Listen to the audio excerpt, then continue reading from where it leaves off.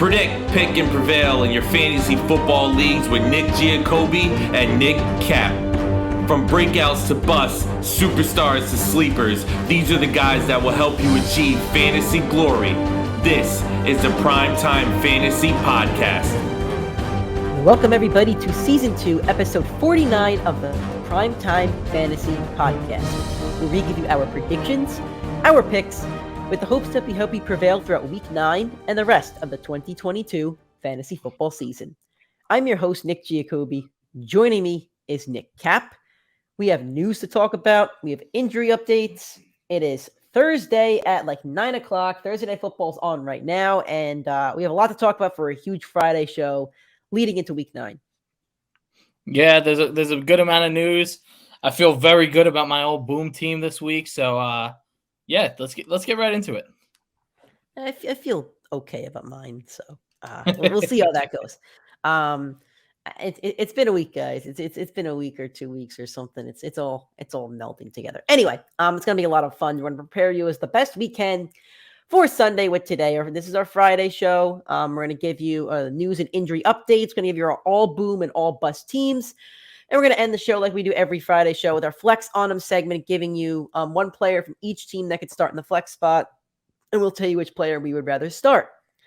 So with that said, if this is your first time listening to us, thank you so much.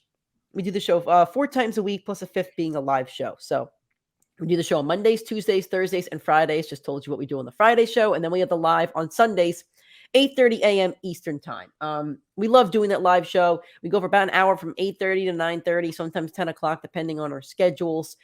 This week's definitely going to be about an hour, but that's okay. We're going to try to answer all of your fantasy questions in that hour, and that's our goal. We want to answer every fantasy question that you have, whether it's about trades, waiver wire, start 'em, sit 'em, whatever it is. We want to help you guys out. So it's Sunday morning, 8:30 a.m. Eastern time on our YouTube, our Facebook, and our Twitter. YouTube and Facebook is PrimeTime Fantasy Podcast. Twitter is PrimeTimeFFPod.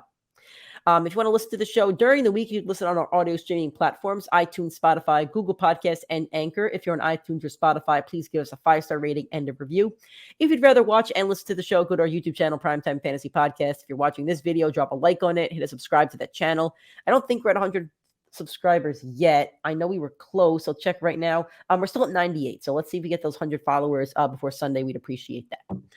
Also, keep connecting with us on social media, Twitter, Instagram, TikTok, PrimeTime FFPod, Facebook, and YouTube, PrimeTime Fantasy Podcast. Starting off with some injury updates and some news. I'm going to flip the script on you, Nick, here, because this is one I know you want to speak about. Here's some news. Miles Sanders scored again. Nick, we're going to have to make some apologies. No, that's Kenneth Gainwell that scored. Is it? It is Kenneth Gainwell. I hate this team. I have Jalen Hurts going. All right. Michael Thomas with a toe injury is going to have surgery, going to go on IR, and will miss the rest of the season. He's going to end up missing, I think, a total of 12 games maybe because of a toe injury. Brian Robinson missed 4, and he was shot twice. That's what everybody says going on Twitter. Nick, I'm going to let you speak about this first. You traded for Michael Thomas, and I think you drafted him on another team. So your thoughts as a former Michael Thomas owner at this point. He shouldn't be on your roster.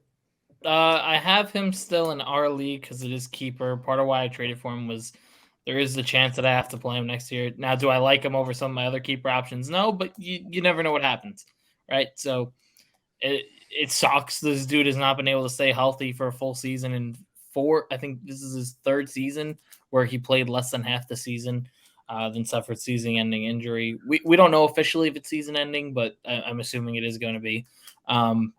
It sucks, man. It absolutely sucks. And I feel bad for him because this dude was dominant. And then he got hurt the following year and everyone started calling him Slant Boy. And then he's not every time he's gone on the field, he has proven people wrong, right? He's been very good when he's been out on the football field. I'm pretty sure he's averaging 16 or 17 fantasy points per game in the games he played. Yeah, I think so. It's pretty high. So it sucks for Michael Thomas. I feel terrible for this guy. And the worst part is they drafted Olave, so they have no problem letting him walk after this year, or I don't know when his contract's up. And then he's not going to get a lot of money because he hasn't been healthy. So I feel bad for the player and the person, Michael Thomas. And for your fantasy teams, it absolutely sucks. The outside of Olave, I don't think any of the other receivers have been consistent enough to pick up or play. So I still don't love playing them, but it just sucks, man. It sucks. I feel bad for the guy. I think you hit the nail on the head, and this is why I was avoiding Michael Thomas in all the fantasy leagues. I basically avoided everybody that had an injury history. Now, I never had the chance to draft McCaffrey, so I didn't totally avoid him, but I was avoiding him. I did avoid Saquon, and obviously he's proven me wrong this year. And I avoided Michael Thomas, and that was one guy I just didn't want to touch because of the injury history. And, that's just one of those things where when somebody's injured every single year, it's multiple injuries. At that point, it's like, when do you trust the guy? Every time he goes down, you're going to be worried about an injury. And that's kind of a problem for your fantasy team. So they drafted Olave for a reason. They not only drafted him, they traded up to get Olave. So they liked him, not just the talent, but also the position of need. And they also went out and signed Jarvis Landry. So they recognized that they needed another alpha dog receiver to step up. And we'll talk about Olave later on the show. But, that's the situation over there for the Saints. Rashad Bateman with a foot injury is to have season ending. I don't know how to say this. Liz Frank? I have no clue. I don't know. It's season-ending foot surgery. So anyway, that sucks for him, but he's another one I've just been against the whole season, I guess. Been very hot or cold, boom or bust, and I haven't had him as a lot of booms. So in my opinion, if you drafted him, it was just a bust pick, and at this point, dropping it might serve you better because you don't have to worry about even playing the gamble of playing him, if that makes sense. Yeah, and I mean, like, he hasn't been good outside of the first 2 weeks, and those were definitely off weeks. We've been saying it. We've been anti-Bateman for a while. I think we both liked him before the season. We thought he could be a sleeper, but neither of us liked him. But this is a real, disappointment. I think we both pegged him as a guy that could break out, but neither of us loved him to where we had him as breakout. I think when he was I think we saw the potential, but there's potential with so many players. He just falls into the same category as a lot of other potential players. Yes, exactly. For us, at least. I know other analysts had different ideas, but for us, at least, that's what we thought. And what's so annoying is, they had to know that he was going to have this surgery for a couple days now. So why didn't they go trade for one of these receivers that was up on the block, right?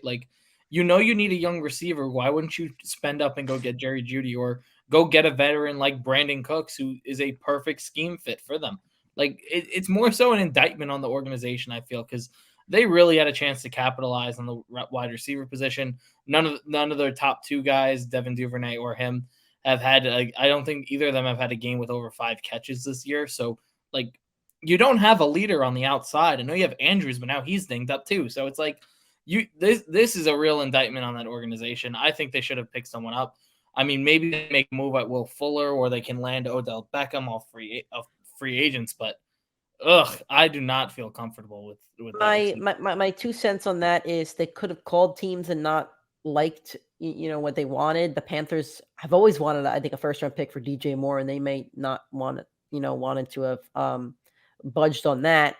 The Texans situation is really weird because Brandon Cooks expected to be traded, wanted to be traded, and he wasn't.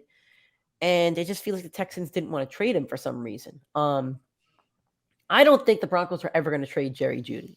I just don't. He's playing better at Russell Wilson. They paid Russell Wilson a lot of money. I don't think they were ever trading him unless they got a king's ransom, especially when they traded Bradley Chubb. So with that said, I wonder if the Ravens, I think that they have to draft the receiver in round 1 next year and then pay Lamar Jackson, or I wonder if there's a slight chance that they blow it up. I mean, I'd be surprised because they probably are going to walk away winning the division still because of how talented the team is, and the division hasn't looked strong. But I don't think they're that talented. I don't think they're that good of a football team. I don't know. They still have that coaching staff there, and they seem to always have. They're very well coached from a talent standpoint. I don't think they match up well with most of the AFC. I mean, they've competed in every game this season. I mean, they hung with the Bills up until a game. I think they missed a field goal, or they didn't take a bad coaching error. Yeah. So they're hanging with the top dogs. They're just not finishing games, and that's where you need your playmaker receiver. Yeah, so we'll see where they go from there. Unless they get Odell, it's not going to be much change this year, at least. Yeah. Finally, Cam Akers has decided to return to practice after not being traded. He practiced in full today. The situation is really interesting because I guess it was his choice to not practice for 2 weeks. I don't know. That whole situation is really interesting to me, how McVay's kind of handled that. Yeah, it sounds like they're getting along. It's almost like if I said to my boss, hey, I don't want to come into work. I'm looking for another job. Yeah, pretty literally. And I'm like, oh no, I'm coming back. And then you're welcome with open arms. And what's weird is the report came out that like the rate that the Rams wanted to trade him, and they got calls and trade offers for him. I didn't think they were going to get anything because I didn't think Cam Akers has looked good. But the rumor is there were teams calling and they didn't make the move. So maybe they do actually implement him. I still think it's a running back by committee. I can't trust any of them yet, but yeah, I'm with you. I hope they prove me wrong. Yep, very weird. All right. So for injuries, did not practice on Thursday or Wednesday. Mark Andrews with a shoulder injury. Now, John Harbaugh did say that it was a minor injury. Didn't think it was serious. This is the first day of practice for the Ravens because they play on Monday night, but it is something to monitor. See if he practices Friday or Saturday. You may need to have a backup in mind. Isaiah Likely is a good young tight end for them. So if you have Mark Andrews, there's your handcuff. Yep, absolutely. Also for the Ravens, Gus Edwards with a hamstring. I think he does miss this week. Jonathan Taylor with the ankle injury is not practiced on Wednesday or Thursday. Go pick up Deion Jackson if he's on your waiver wire, especially if you're Jonathan Taylor. In ESPN formats now, Taylor is projected 0, and they're pretty spot on when they put a guy at 0 that they don't play. And Deion Jackson's at a 14-point projection against the Interesting. Patriots. It is a bad matchup, no matter who plays, though. Derrick Henry with a foot injury. Practice Wednesday, said he would play Sunday and did not practice Thursday. Seemed like a rest day, but just noting it. Tannehill did not practice with an ankle injury. And Keenan Allen has not practiced on now. I believe it's Monday, Wednesday, and Thursday. I think I'm correct on that.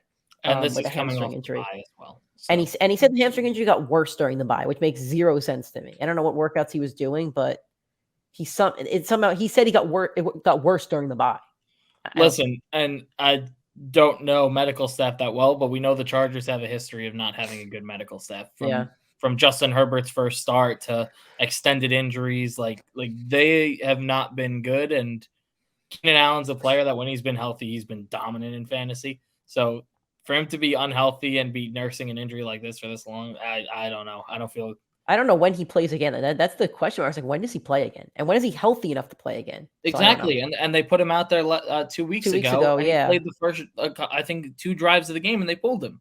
So I don't think I'd be comfortable. I know he has name value, but I don't think I'd be comfortable playing him until I see one good game before I actually start him. I think he needs like a 15-point game for me to be comfortable putting him in my starting lineup, unless I'm really desperate during a bye week.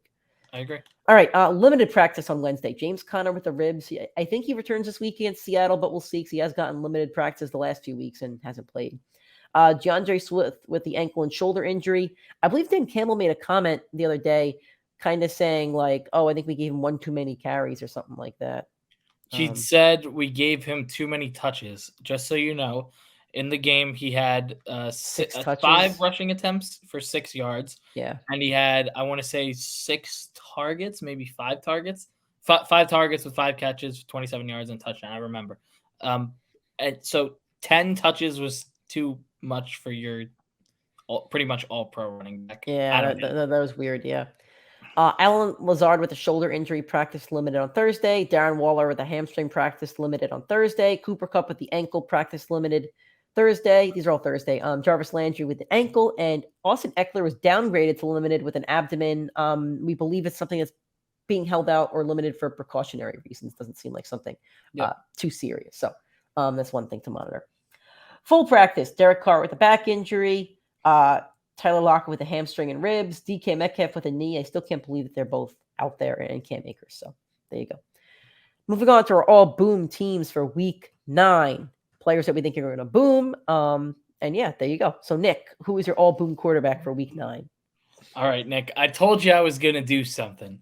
Last week, I did not ask you a question. So I'm going to start off with a question for you. All right. Do you know who is the QB 11 on the season? Granted, he hasn't had his bye yet. Over the last 4 games, he's averaging 21 points per game. In 2 of those matchups, it's 2 of his highest scoring games of the season. He faced tough defenses in Dallas and New England. Well, now I got to run through the schedule. I mean, Dallas and New England. It's not Fields, is it? It is Justin Fields. Oh, look at you go. I am booming Justin Fields. I can't believe I'm saying this, but over the last 4 games, he has 7 touchdowns, 2 on the ground, over 10 carries per game in each of those. And this week he's going up against the Dolphins, who have allowed the 7th most points to opposing quarterbacks.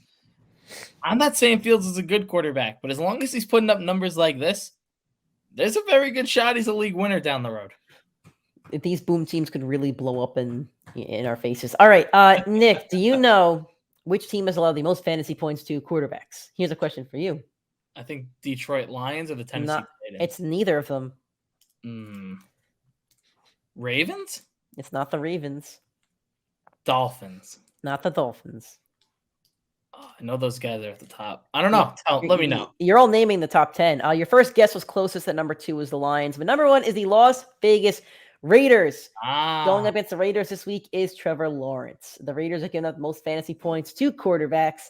Last week, they gave up 17 to Andy Dalton in a game where Andy Dalton wasn't even the featured scorer in that game. It was Alvin Kamara.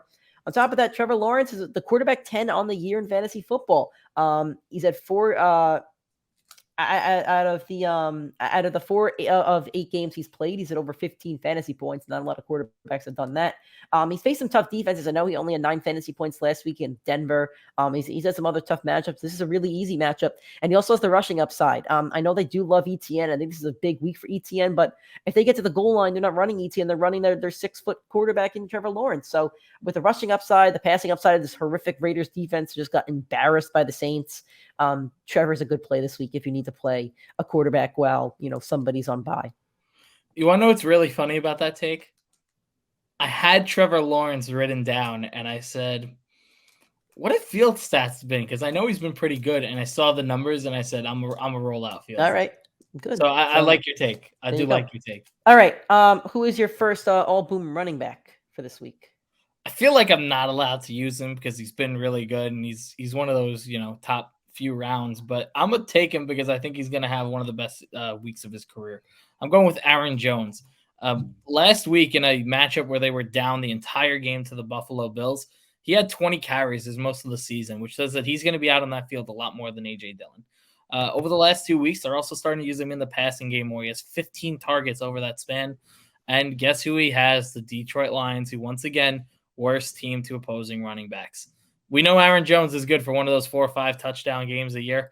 Here it is. It's right on a platter. I would be shocked if he finished with anything less than a top 5 week. That means running backs played extremely well if he did.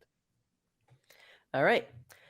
My first all-boom running back. And this is a little bit tricky to forecast. However, I'm going to go with the guy that I think is going to be starting. I'm going with Cordell Patterson, who's coming off the IR. He practiced on Wednesday. One of Nick's favorite fantasy football players on the planet. Now, if he doesn't start, I love him now. I love him. With that said, I am giving myself a little bit of a buffer here. If he does not start, if he's inactive, Tyler Algier gets this bump. I originally did have Algier in this, and then I saw that he practiced, so I put Cordell Patterson because I love the matchup. I love playing the matchups, and the Chargers are giving up the 4th most fantasy points to running backs. For Cordell Patterson, he's at over 20 fantasy points in 2 out of 4 games before the injury, and I think he got injured in the 4th game that he had a bad game. So really, in 2 out of 3 games that he was healthy, he had over 20 fantasy points. The Falcons are running through their running backs. Whether it's passing or receiving, they're going to the running backs. So if it's not Cordell Patterson, Tyler Algier gets slotted in there. He's at over 10 fantasy points in the last 2 weeks, including 17 last week, with a receiving touchdown, not a rushing touchdown. But either one of those backs is going to have a really good day. So whichever one starts, I believe, is a boom this week. So I'm putting Cordell Patterson in there. But the same situation last week that I had with Debo and Ayuk, if an injury stops him, I'm playing the matchup still. All right, who's your second all boom running back for this week? I feel like I have him all the time, but I don't care. I'm not going to stop putting him on there as long as he's being this dominant. I'm going with Kenneth Walker. In his 3 weeks as a full-time starter, his stats are averaging over 21 carries per game. He has over 300 total rushing yards and 4 touchdowns. The last time he played Arizona, which was, of course, only 2 weeks ago, yeah, he just dropped 19 points. So I'm not going to be surprised if he does it again. I'm going to keep him up on this list. And Nick gave me a great stat, which I'm going to use real quick. Kenneth Walker has 6 rushes over 20 yards. The next best team has 4, and it's a 4-way tie. So Kenneth Walker is breaking away big runs, and he missed time because he was a rookie, never got fully implemented in the offense. He had the hernia injury, too, at the beginning of the season. So yes, so it's Kenneth Walker season, man. I think he's the league winner. I think he's also getting to the point where he can't be on this list. I think he's very close. He is close. I think this is a debate that cement it. I think this is a debate that he's a top 10 fantasy running back right now. Yeah. I think he's a top 20 pick next year. I don't think there's a debate in that. I mean, looking at the running backs that were taken in the top 20, this year, like a guy like James Conner, like I like Walker's situation more than I liked Connor's this year, if that makes sense to you. Mm-hmm. So, I get that. I do want to note though that game is in Arizona, and if you ever an Arizona Cardinals versus Seattle Seahawks game in Arizona, they're the wackiest football games you'll ever see in your life. The turf is also historical for injuries to the Seahawks, and there's also a player the Cardinals just signed that almost cost Chris Carson a pretty bad injury one day because he did a gator roll over his ankle. Clips on Twitter if you guys want to see it. I'm not lying about this stuff, so you could check it out on Twitter. All right. My second all-boom running back is a guy that probably shouldn't be on this list anymore, but that's okay. I'm going with Josh Jacobs because he had a really bad game last week because the Raiders were horrendous last week. But they're facing the Jaguars, who have given up the 7th most fantasy points to running backs. 6 running backs have put up 14 plus. Josh Jacobs had, I think, 3 straight weeks of 20 plus before last week's horrendous game against the Saints. And the Saints have one of the best rush defenses in the league. So bad matchup. They clearly got shut out. I think the Raiders should get back to their winning ways this week, hopefully, and should have a better offensive game plan and should really feature Josh Jacobs. And if they do, Jacobs will have a really nice day, and the Raiders should have a nice day. Who is your first wide receiver boom this week? Another guy that's been boom bust. He's been on both our lists on both sides of it. I'm going with Juju Smith-Schuster. He has the 6th easiest matchup this week going up against the Tennessee Titans, and he's coming off the bye. Patrick Mahomes' stats coming off the bye are averaging like 300 yards and 2.5 touchdowns. So Juju is easily slotted in for a big game. And on top of that, in the past few weeks, the 2 weeks before the bye, Juju had 2 games over 20 points. Over the last 5 games, he has 4 games with 8 and above targets. And the one that he didn't, he still managed to hit over 100 yards. So the numbers are there, the opportunities there, the target share is there. And Andy Reid plus Patrick Mahomes plus a bye equals a big fat W, or as Andy Reid likes to call it, the biggest cheeseburger you've ever seen. So that's what it's going to look like for Juju this week. My first one, I have Chris Olave. Baltimore Ravens have been a horrific defense to wide receivers. They've given up the 4th most fantasy points to wide receivers. They've basically been 1 to 4 the entire season. And Olave's had double-digit fantasy points every single week this season. I don't know if there's any other receiver out there besides like Cooper Kupp that's had double digits every single week. I'd really have to do a deep dive on that. But like Devontae Adams has had at least one bad week. I think Jefferson's had one bad week. I do have one, and he's at the bottom of my list, my second flex option. So I will one that's also had double-digit fantasy points every week. Yes. All right. If you want to save him for the flex, or you want to bring him up now, it's up to you. It's relevant. I'll bring him up now. You're up, so take it. Yeah. All right. I am going with a guy I have not been high on all year, all preseason, Jacoby Myers. He did miss 2 games this year, so I will give Olave the edge. But right now, he totals the wide receiver 26. He's averaging 16 points per game. Which is high enough to earn him the 13th most points per game. Above him includes DeAndre Hopkins, who has only played 2 games, Hollywood Brown, who's out for an extended period of time, and Michael Thomas, who we're not going to see for the rest of the season. So realistically, he has the 10th most points per game out of the guys that have played, an extended period of time in the league. Most importantly, I've been very impressed with how they used him against the Jets. Having gone to the game and watched it, they were smart enough to know how to use him best, and they realized that he's clearly the best receiver. They moved him into the slot. They gave him all the opportunity near the red zone to go score the touchdowns outside of the running game. And it was a lot smarter than you would have thought, because I know that the Patriots offense has been getting bashed for weeks, but they know what they're doing over there in New England. So, and on top of that, the lowest points he ever had in a game this year was 10. And he had 3 touchdowns in 3 of his last 4 matchups. So it's a tough matchup, but I'm really not going to be too worried about Jacoby Myers. All right. My second wide receiver boom is going to be Terry McLaurin, somebody who's appeared on my bust list, I think 2 of the last 3 weeks or something. And he's proved me wrong a couple of times, so now I'm putting him on the boom list. 2 games with Taylor Heineke at quarterback, he's at over 15 fantasy points against good defenses as well, including the Indianapolis Colts, who have a really good defense against wide receivers. Now he's facing the Minnesota Vikings, who have given up the 6th most fantasy points to wide receivers. Play the matchup. Play Terry McLaurin. The football team's or the Commanders, they're about to sell their team. It seems like things are going bright over there. So I would play Terry McLaurin. So who is your first, I think we're at the flex now. Who's your first flex option this week? I'll go with a guy that has a similar story to Jacoby Myers. Missed a week, has been incredibly productive, And I think that this player has been the most underrated player in fantasy football. He's someone I am easily targeting in all of my leagues moving forward. I am going with Allen Lazard. The Green Bay Packers did not trade for a wide receiver, and Allen Lazard has proven this season that he is the wide receiver one over there, even above Romeo Doubs. He is currently ranked the wide receiver 36, but it is one of the most misleading, rankings in football. He's averaging 14 points per game, which is good enough to put him at the wide receiver 20. 6 of the guys above him miss significant time, just like I mentioned with DeAndre Hopkins or Michael Thomas, Marquise Brown. There's 3 others on that list. I don't have them written down here. But he's pretty much, for all the guys that have played 5+ games, he's currently averaging the 14th most points per game in fantasy football. He's been super consistent. Since returning, he every single one of his games has been over 9 points. So it's not the double digits, but it's been 9 and above, and that was his first game back from the week 1 injury.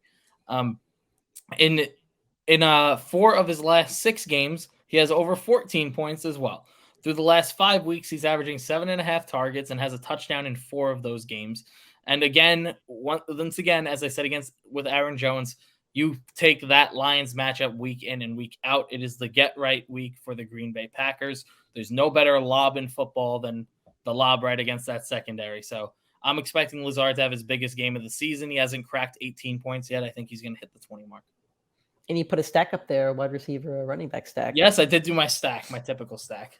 All right, my first. I have the other side of the ball across on Terry McLaurin, and that's going to be Adam Thielen. Could be a shootout in this game. Adam Thielen's had back-to-back games with double-digit fantasy points. He had a couple of those this season. He's always a threat for the red zone. I think both teams are going to throw a lot. I don't think it's going to be a running back game. I think it's going to be a shootout. So both quarterbacks I think are playable. I think all receivers are playable. That includes Adam Thielen, who's going up against the Washington Commanders defense and has given up the 7th most fantasy points to receivers, right behind the Vikings defense. So both of those receivers should have nice days. Jefferson and Curtis Samuel should also have nice days. I think all 4 are very playable, but the 2 I've picked out are Adam Thielen and Terry McLaurin. Who's your second flex? You know who this guy is because you wanted him as well, but he's been my guy, so I'm going to take him. I'm going with Joshua Palmer. In his last game that he played, 12 targets for 9 catches against a very, very, very tough Denver defense. He also did get a concussion in that game and left a little early, so there's no telling what his stat line would have been moving forward. And off the bye, guess who he gets?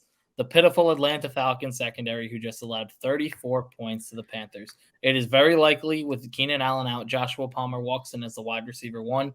And we watched DJ Moore. I know he caught that last-second touchdown, but we did watch him just put up close to a 30-point fantasy day. He had 18 before the touchdown, so. Yeah, so he was dominant before it, and I think he finished right under or right over 30 points. Whatever it was, he finished with a good day. And Palmer, I guarantee, is going to do it as well. If I had to guess the stat line, like if you told me put the numbers that I think he's going to go for 8 catches, easily over 100 yards, probably closer to 120, and he will find the end zone at some point. That's 26 points right there. There you go. Yeah, that's awesome. I have Tyler Boyd going up against the Carolina Panthers defense. That's given up the 11th most fantasy points to wide receivers.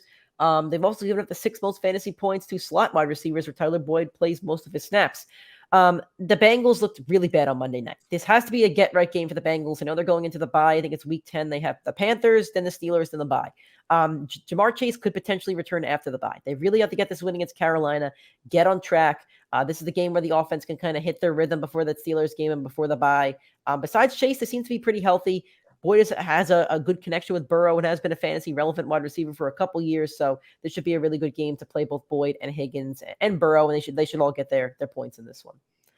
Who's your tight end boom of the week? I'm going with the Jet, Tyler Conklin. Ugh.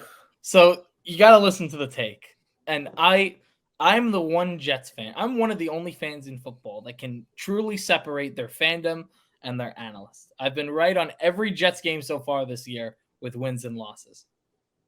The Jets are getting blown out this week by the Buffalo Bills. I don't think there's anyone in the world that thinks that it's not going to happen, including Jets fans. Tyler Conklin's been a boomer bust player. He's currently the tight end 6. In the 3 losses that the Jets have this year, and they were playing from behind in all 3 of them, he's averaging 16 points per game and has over 8 targets in each of those. Zach Wilson was looking to him in tough situations all day, and he will be running from Von Miller all day. Tyler Conklin's the guy he's going to keep looking for as long as Corey Davis is out, as long as Elijah Moore is out. It's going to be Garrett Wilson and Tyler Conklin seeing the majority of that workload. And when Tyler Conklin's averaging 16 points per game in these losses, you have to play him in these blowout games. All right, so I really wanted to use Zach Ertz because Zach Ertz He's another off limits now. Zach Ertz had double-digit fantasy points in every single game except for the one when he went against the Saints, and he's facing the Seahawks defense that's allowed the most fantasy points to tight ends. I've used Zach Ertz in 2 of the last 3 weeks. Then I wanted to use Evan Ingram. He's facing the Raiders defense, who has allowed the 3rd most fantasy points to tight ends. I've used him in 2 out of the last 4 weeks. So I'm choosing somebody different for the sake of it almost. However, with that said, I think Zach Ertz and Evan Ingram are awesome plays this week and should be played over most tight ends. So I have another good play. I have Gerald Everett. Facing those Atlanta Falcons who have given up the 8th most fantasy points to tight ends. They've also allowed 2 wide receivers to go over double digits, I think at least in 6 of their 8 games or something like that. And I know that Everett's not a receiver, but he plays like one. And if Keenan Allen's out there hobbling on one leg or out, Everett and Palmer are both going to gobble up those targets, and so will Austin Eckler. Everett's had double-digit fantasy points in 4 out of the 7 games. This is a good play. Play the matchup and play Gerald Everett. But also play Zach Ertz and Evan Ingram because they're really awesome plays. Moving on to our Week 9 all bust teams. Who do you got as your quarterback? I had him as my boom last week, but I'm going to have to bust him this week. And like I said, I've been very accurate about the Jets this year. I've been very accurate about this quarterback. It's Tua Tagovailoa. I can't believe I knew how to say the name right, but I did. I might challenge Nick to say it because I know Nick struggles with saying some of these guys' names. But not at your fault. These guys have tough names. It's not fair. I could say that one. That's an easy one. Go for it. Tagovailoa. There you go. Say Albert O's name now. Aguma Bawale. I think it's Aguma Bawale. I think I'm saying it right. It's Albert O. That's all it is. He's going up against the Bears, and I would have felt a little more confident in this take had they not just traded 2 of their best defensive players. But their secondary, they didn't move anybody, and their secondary has been pretty stout this year. In the 6 games he's played, he has 2 games that make up 60% of the points that he scored. That is absurd. That is an absurd outlier for fantasy when you consider he's played 7 games this year. In the rest of the games, he's averaging 11.5. And yes, I know he was hurt in one of those games. He got the concussion and missed the rest of the game. And I know he did leave a game early with a concussion and missed the rest of the game. Well, in the other 2 games, he's averaging 13 points per game. So you can't even tell me he's startable in those ones either.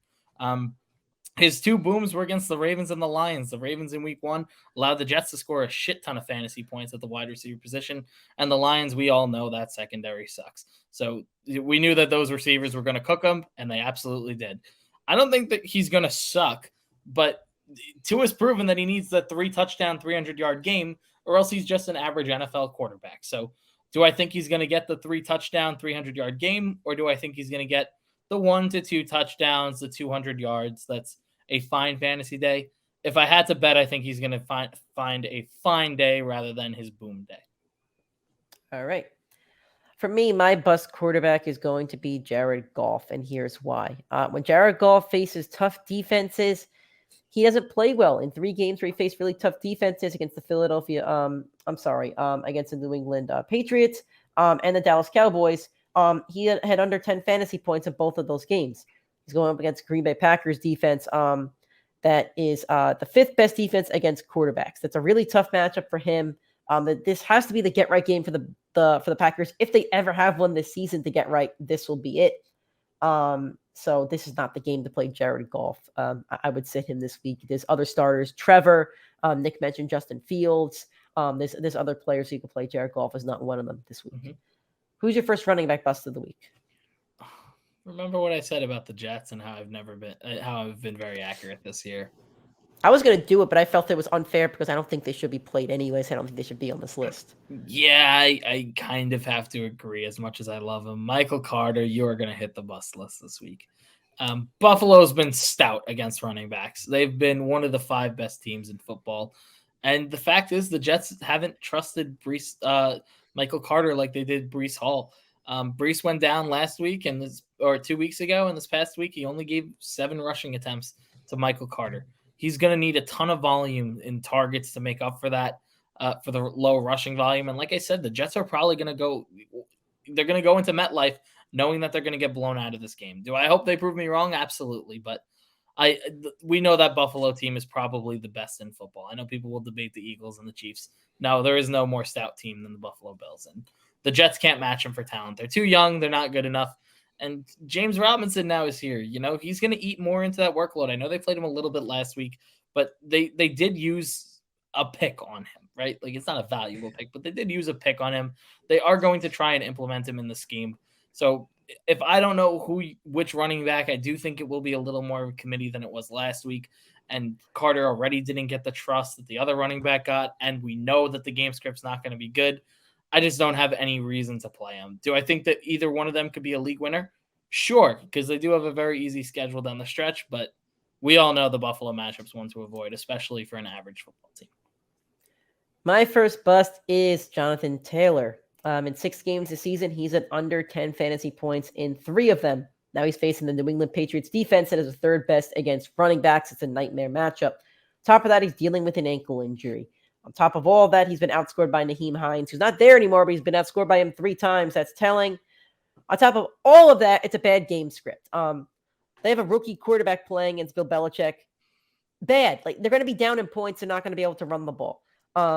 If Taylor does not play, Deion Jackson is also on this list. So I'm covering my butt here. Whichever Colts running back starts, they're not going to have a good game. And if they both play, neither of them are having good games, in my opinion. So I would bust both of those Colts running backs. Who's your second running back bust of the week? I'm going with Antonio Gibson. Minnesota ranks top 10 to the running back position. And right now, Antonio Gibson's the RB16. Over the last 2 weeks, he's been pretty good. He has 16 points and 20 points, but it's been incredibly inefficient. He's been bailed out by touchdowns and some passing work last week. And he only has 1 good game so far without the touchdown. It was week 1. He put up 20 points with no touchdown. Since week 1, guess who's here? Brian Robinson. Since Brian Robinson has been here, unfortunately, Antonio Gibson only has 25 rushing attempts over those 4 weeks. That's about 6 carries per game. That is truly committee. Has he been the pass catching back? Absolutely. But I am not trusting the pass catching back over there. His projection on ESPN right now is 10, and they have a tough matchup against Minnesota. Yep. I think he's going to be under the 10 mark unless if he could get bailed out by another touchdown. On Sunday Night Football, your Chiefs should put up some really good fantasy points, except Clyde Edwards-Helaire. The Titans are not good at much. I'll be honest with you about that. But what they are good at is defending the run. They're the 5th best fantasy team against fantasy running backs. Top of that, Clyde Edwards-Helaire has not scored over 10 fantasy points in 3 straight matchups, and the touches have declined in 4 straight games. Top of all that, Isaiah Pacheco got named the starter 2 weeks ago before the bye. I anticipate Pacheco starting on Sunday night. His role is expanding. They like using Mecole Hardman down there. They like to shuffle passes to Kelsey. If he doesn't score a touchdown, I don't think he scores double-digit fantasy points. And I've been beating this drum for the entire season, and I'm anti-Clyde Edwards-Helaire. Going to keep beating that drum. There you go. I'm busting Clyde Edwards-Helaire this week. Who's your first wide receiver bust of the week? I'm going with Michael Pittman. I know you wanted him, but I did want Jonathan Taylor as well, and I did choose to pass on him for the week. So we do both back that. So did you know that I was going to take Taylor? I'm sure you did. I didn't. I wrote him down, and then I took him off the list. Gotcha. So I would have had him on there, but I saw the practice reports, and I figured if he doesn't play, I figured I had 2 running backs anyway. I'll just roll with those 2. But we both agree we don't like Taylor. We both agree we don't like Pittman. The fact is Sam Ehlinger absolutely blows as a quarterback. He's played 1 game. I can't say that yet. He's played 1 game. He was drafted so late in the draft. He couldn't beat out Carson Wentz. He was behind the depth chart behind Nick Foles for the majority of the season. Like, there's no reason Sam Ehlinger should be starting against Bill Belichick, who dominates young quarterbacks. Like, it's just a fact. You could look up any metric you want. He is the best coach against young quarterbacks. It's going to be an ugly day all around. And Pittman, he's putting up Deontay Johnson type numbers where he just purely plays on volume and his talent. And the volume ain't going to be there against New England. On top of that, this week the Colts fire their offensive coordinator. Usually teams will play better with a new offensive coordinator, but you can't tell me a first-time OC is going to go out there and outduel Bill Belichick. Yeah, there's no one in the world that's going to convince me of that. That's messy. let's keep talking this game. I know you have him as a boom, but I have him as a bust, so one of us is going to be right. I have Jacoby Myers, and I've been a Jacoby Myers supporter for the entire season, but I love playing the matchups, and the Colts are the best team against wide receivers. I know they can move them around into the slot and stuff like that, but that Colts defense is legit. I don't believe in Mac Jones or Bailey Zappi or whoever's playing quarterback over there. I do believe in that Colts defense, though. Putting a game plan together to stop Jacoby Myers. I know that what's his name? Devontae Parker just went on IR. They don't really have another receiver that they could use, so why not just try to shut down Jacoby Myers and try to let one of those other receivers beat you? That's kind of what I would do. He has a double-digit fantasy points in every game, so I'll give him credit for that. But one of those games, he had a touchdown, so he wouldn't have double digits without the touchdown. He had it, obviously, so I can't take it away from him, but it wasn't a good game besides that. So I'm saying it's a bust game unless he scores a touchdown. It could be wrong, but I'm going to stick to the matchup. Hey, listen, if it's a 10 to 12 point game, we're both, you're more We're right in the than middle. I am, but Yeah. we're both, he wasn't a boom. He wasn't. That's not bad for a flex play either, 12 points. Yeah, so exactly. Who do you got as your second wide receiver boom of the week? I am the biggest non-Lions fan that there probably is in the New York area. And I'm probably one of the biggest Amon-Ra fans, but I am not trusting him this week, just like Nick is not trusting Goff. He missed a game with the Tua rule, and then he missed another game with another injury. But he still hasn't been great since week 2 of fantasy, including the games he has played. And the last 4 games he has played, he hasn't scored over 14 points, and we know he's a big boom bust guy.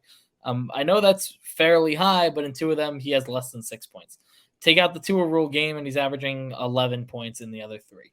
And the Packers have Jair Alexander, who is a beast. I know he hasn't looked like a beast in a couple of these games, but he is going to look like a beast this weekend. And the Lions offense, it has not been the same since it was at the beginning of the year. Through 4 weeks, they were averaging the most points per game in football, but in these tougher defensive matchups, they have not been the same. New England absolutely blew them out. The Cowboys shut them down. And the Packers, they're not on that level, but they're not too far off of it. So he's projected for 16 points in ESPN. I think that's way too high for him. I'm not going to bench him because we do know Amon-Ra, any single matchup with even Jared Goff can go out there and put up a 30-point bomb, but I'm not expecting the nuclear Amon-Ra game this week. Yeah, that's not a bad take. I am going with Gabriel Davis. And Gabriel Davis is a guy that I've pretty much been high on. But in 6 games, he's at under 10 fantasy points in 3 of them. Now, I think he was injured for 2 of them, but still, I am worried about him getting lost in the sauce this week. One of those receivers will get lost in the sauce, whether it's Diggs or Gabe Davis. I don't think it's going to be Stephon Diggs. They can move him to the slot. He's also so talented. As good as Sauce has been, I'll take Diggs, Jefferson, and Kupp over any corner in the league. They're just too talented. The rules favor the offense. I'll take those 3 against just about any corner in the league. I think Gabe Davis is very talented, but if he's getting shadowed by Sauce and DJ Reed's been really good as well, I could see Gabe Davis posting a not so great stat line in this one. There's going to be games that he has really good stat lines. I don't think this game is one of them, so I'm going to put Gabe Davis on my bust list this week. Who is your first flex option this week? I'm going with Devin Duvernay. He's getting a lot of hype off of this, the Bateman injury and his potential to go off, but I don't like it. I'm going to have to start him out of desperation, so I do hope I'm wrong. But he's played every game this year. He only has 1 game over 5 targets. He has 0 games over 5 catches, and he has no games over 60 yards. So what that tells you is touchdown or bust. That's exactly the type of games that he's going to need to have. The Saints are coming off a game where they just shut down Devontae Adams. The best receiver that's going to be out on that field will probably be Devin Duvernay. If you want to count Isaiah Likely, sure, but it's Devin Duvernay. He's the one that has seen the highest snap share of any of the guys that are rolling out there this week. So I'm very worried for him, and I do not think I could trust him against a legit defense.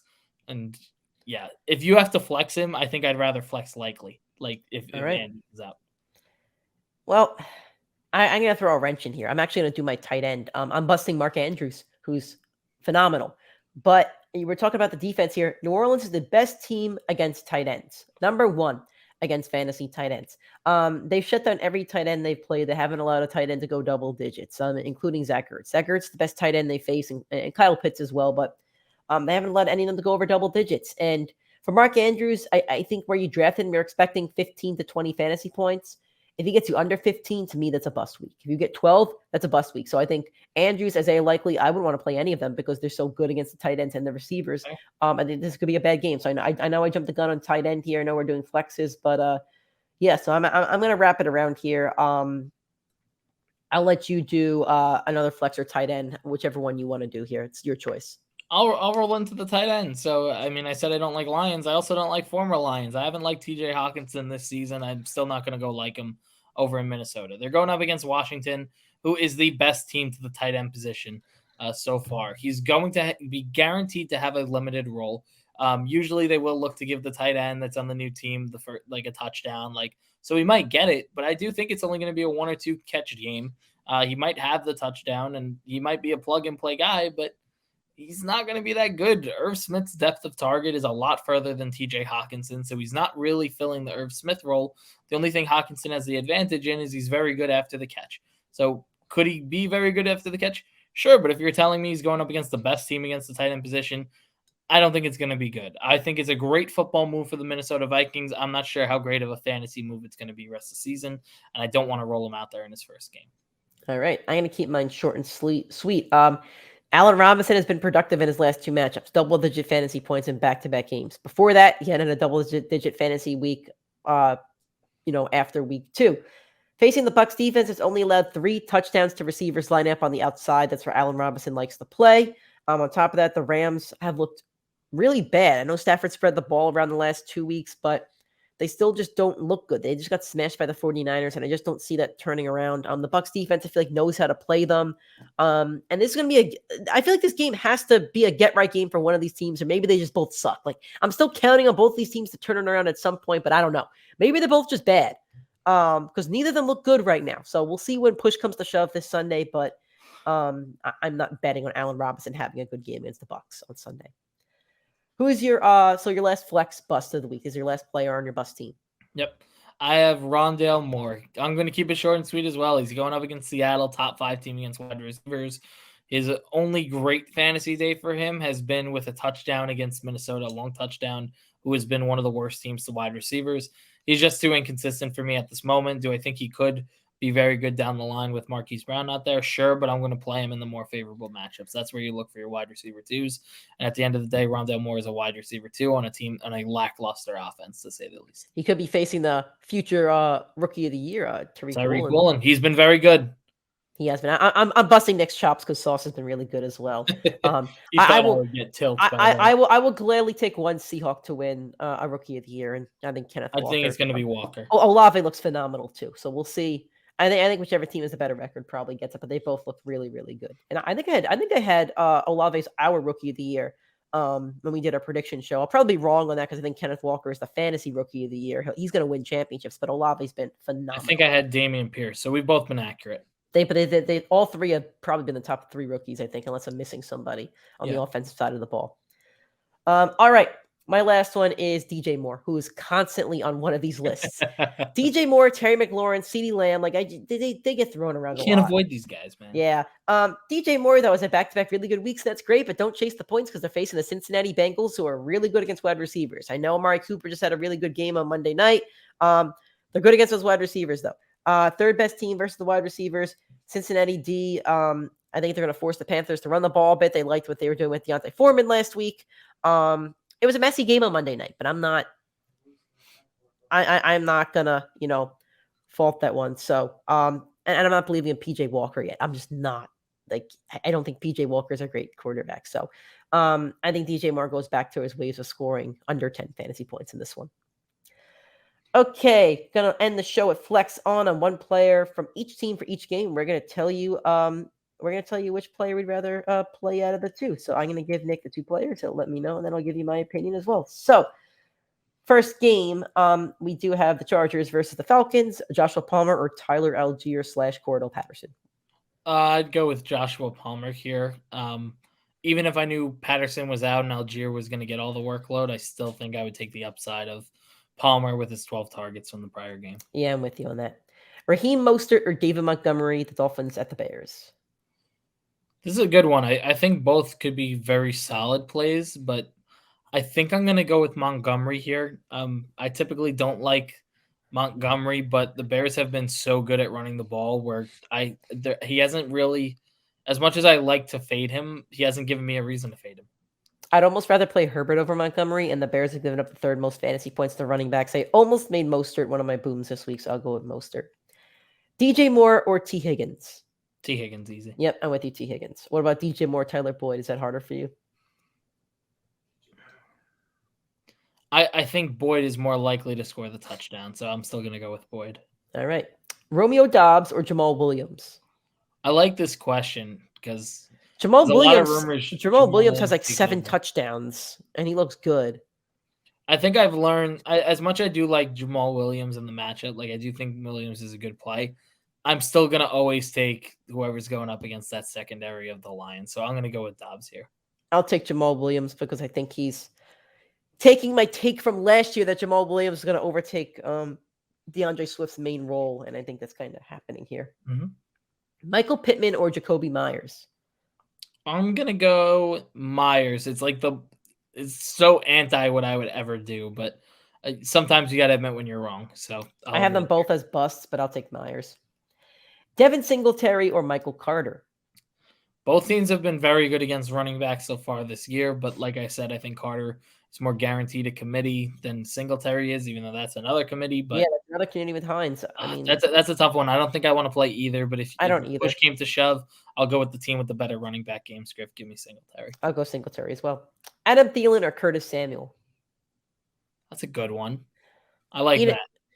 Just for fun, let's power rank these 4 receivers. Jefferson's number 1, obviously, but then Terry, Samuel, Thielen.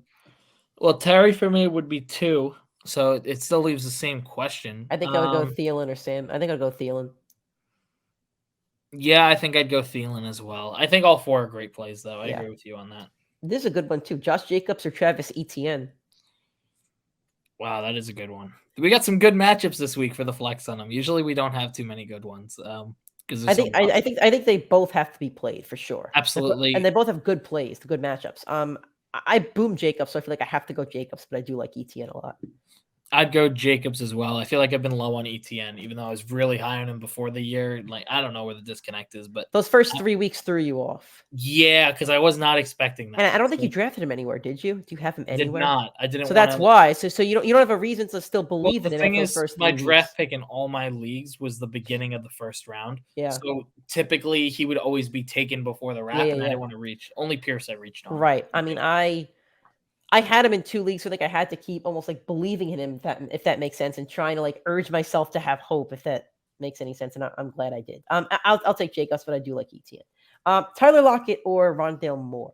We both wanted to bust Rondale Moore, so I think we're both going. Yeah, we're both going Lockett here. Allen Robinson or Chris Godwin? Godwin, easy. Yep. I'd slap Godwin every time. This is an easy one as well. Robert Woods or Juju Smith-Schuster? I know I'm busting Juju, but I'd still so much rather play Juju than play Robert Woods. You're booming Juju, I thought. Oh, yeah. I'm booming Juju. That's right. I am booming Juju. So give me Juju. I forgot. Because I've busted him so many times. That is our flex on him for this week. This is our show for this week. So thank you guys all for watching and or listening, however you're consuming our content. Thank you so much. If you have any other questions, hit us up on Twitter. And also the best place to get your questions answered is our live show Sunday morning, 8:30 a.m. Eastern time to 9:30 on Facebook, YouTube, and Twitter. Primetime Fantasy Podcast on Facebook and YouTube, and then PrimeTimeFFPod on Twitter. It's going to be the most up-to-date news and up-to-date information we could give you as of Sunday morning at 8:30. And since we're talking rather than tweeting, we can give you a better explanation when it comes to those questions. So please drop your questions on that show. We can't wait to see you guys there. It's going to be a lot of fun. If you listen to this show on an audio streaming platform like iTunes or Spotify, please give us a 5-star rating and a review. If you watch it on YouTube, please hit a like on this video. Hit that subscribe button to the channel. Share it with your fantasy league. Share it with your friends. We'd love to get to 100 subscribers before the live show on Sunday. Keep connecting with us on social media. We're going to have our all boom teams and all bust teams out this weekend. Primetime FF Pod on Twitter, Instagram, and TikTok, and then Primetime Fantasy Podcast on YouTube and Facebook. Thank you guys again for watching. Hopefully we see you guys on Sunday, 8:30 a.m. Eastern Time, Facebook, Twitter, and YouTube. See you there for the live show.